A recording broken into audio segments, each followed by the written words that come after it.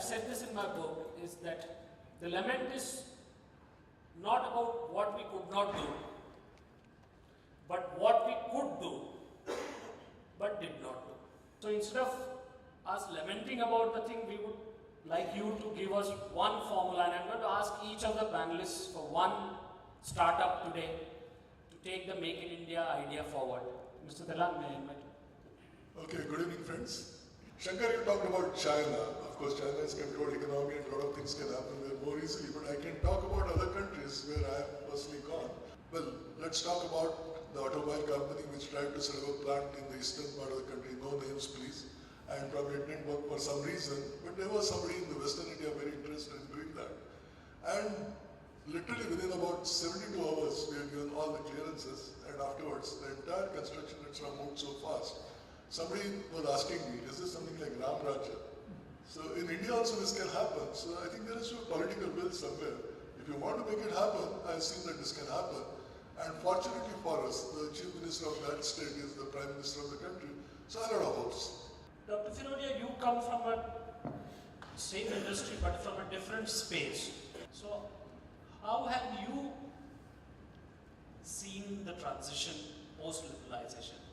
How do you look at the idea of Make in India? How doable is it? And what's been your experience over 4 decades? I strongly believe that Make in India, of course, is doable. Make in India may mean different things to different people. But to me, if Make in India means become a productive country, become a country which provides good employment, which has good output, which is a successful company with a good brand image, as a country, if you can be respected, recognized as a producer of modern economic wares, whether they are software, hardware, then you are making in India. But to make in India, it is not just a question of changing a set of laws, though a change in the set of laws is absolutely essential in my opinion.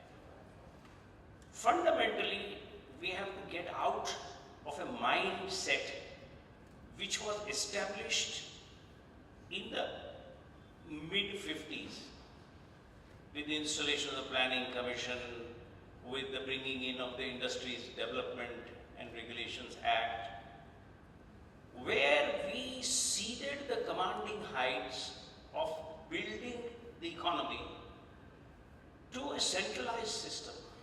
India is a spiritual country and does not respond to materialist stimuli as much as to spiritual stimuli. A man like Anna Hazare is a small, ordinary man, but because he evokes in you the feeling that you want to empathize with his cause, it's a spiritual cause. You respond to him. When we want to make in India, we want Indians to want to believe in making. We want to make Indians want to believe in achieving by themselves and not by an outsourced agency called the government. Let me give you a historical perspective, a quick historical perspective. When we say Make in India, this is not something new. This slogan is not really something new. Go back to 19th century. I think 3 personalities come to my mind. Jamshedji Tata is one, Dadabhai Nauroji. And he said that because we are not equals with the British, there is an economic drain. We need to manufacture things here. Jamshedji Tata proved that wrong. He said even if we are unequal, I have the capacity to do it nonetheless. And therefore we had Tata Steel Mill. But before these two gentlemen, there was another one who had made a very pertinent point. Justice M.G. Ranade, even goes back to 1860s.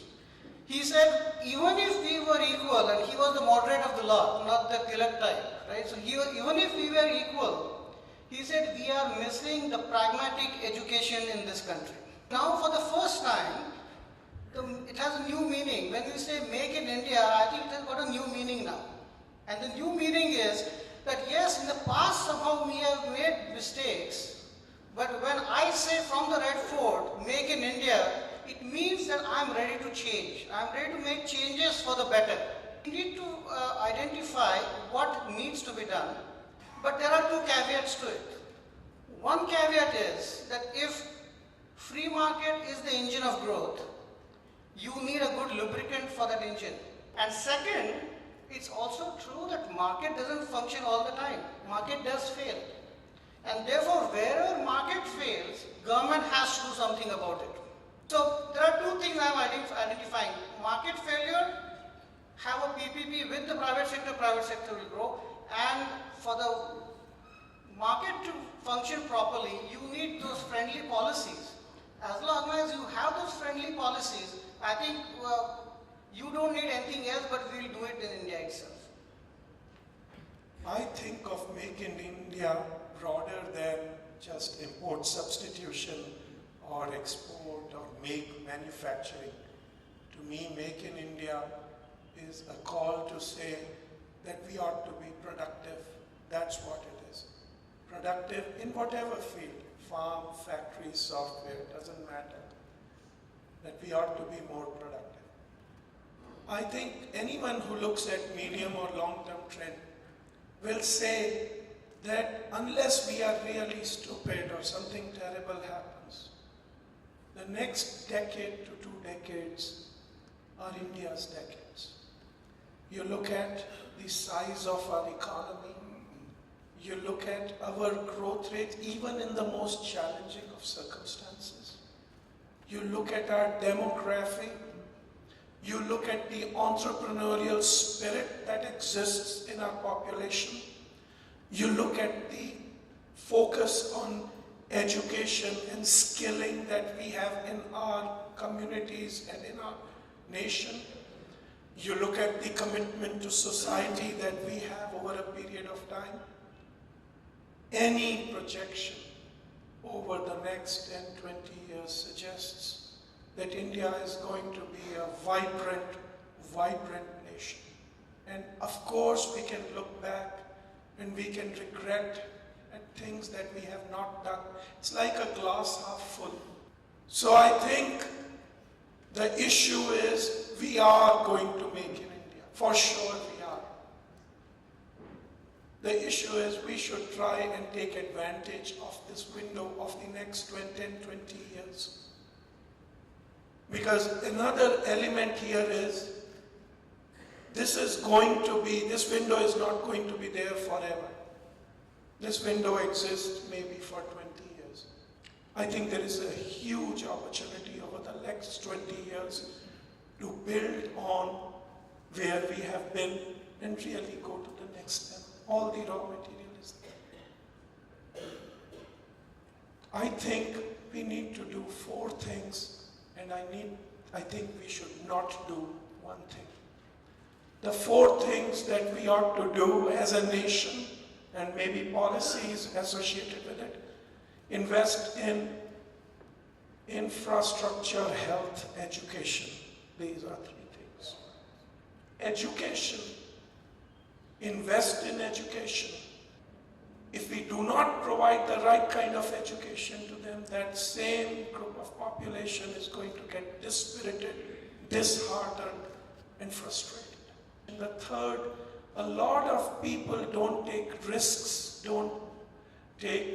of moving from one place to another, don't take risks of starting businesses, don't take risk of changing jobs because of concerns at bottom about well-being and health.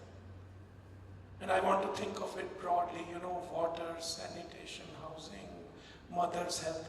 If we can take care of health, education, infrastructure, it's great. 4th, the government's role. I'm totally with Dr. Firodia on that. Government should move away from being, from being a decider to being a facilitator and a regulator. So the role of the government should be facilitation and regulation rather than a guardian. The best way you develop top quality clusters is by investing in education, encouraging open competition, and providing a level playing ground. I think in India, our people are entrepreneurial enough, driven enough. You give them that, they will do very well. So those are the 4 things, and the thing not to do, as I said, is play favorites. I think it is easy for us to sit here and say, what should we decide India will do? I think what we should decide is get out of the way and let India do what India wants to do. And so my own sentiment, my own feeling is, Make in India is happening. It's happening all around us. We have lost some time for whatever reasons. Political gridlock, maybe a little bit of diffidence. We cannot afford to lose too much time. It's a window of about 20 years. 20 years means 2 generations. There has to be a sense of urgency amongst us. If there is a sense of urgency, the will is there amongst people, the desire is there in society. But literally these next 20 years, either we take advantage of this window and move on, or it will be a could have been, should have been. That's the regulatory failure or policy failure, I worry. Thank you for giving me this opportunity to add to what Professor said. I think he said it so passionately, I wanted to stand up and clap. I think there are 2 levels at which a change is essential in the government. People who we elect as our representatives have begun to think of themselves as the rulers. In Hindi they say, "Hamara Raj aaya hai," and Marathi they say, "Amcha Rajya hai." I'm sorry, you are only representing the people. You're not the ruler. And the bureaucracy thinks they are administrators. I'm sorry, they're public servants. They're not administrators. These 2 aspects need to change. Thank you, Dr. Firodia.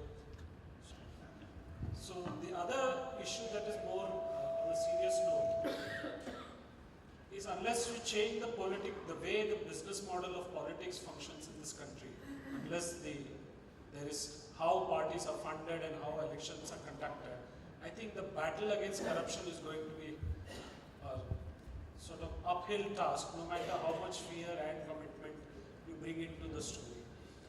Because our observation is that in India, politicians and political parties do what is electorally profitable. The bureaucrats do what is feasible and convenient, and we as people, we are happy to accept what is morally satisfying. So one guy goes to jail, 99 are still robbing the till, we are happy, one fellow has gone to jail. So I think the cultural value issues that you spoke about, and I'm glad you brought in the Japanese story as an example. I am waiting for that day when in India a queue will be a straight line. Yeah. I want to just say two or three things related to this. I think first is, I just want to emphasize that while there's a lot of potential if we push for economic liberalization, we have to recognize that India's strength and the nation that India is such that we have very, very diverse communities. And so one of the risks actually is that we try not only to have an economic kind of right of center approach, which I think perhaps is right, but in the social space also go right of center, which in my personal view would be quite terrible. So I think the balance on economics liberalizing and not going too much on the social side of telling people what is the right way for India is probably the right thing to do right now. It's my personal view. Second thing I want to say is that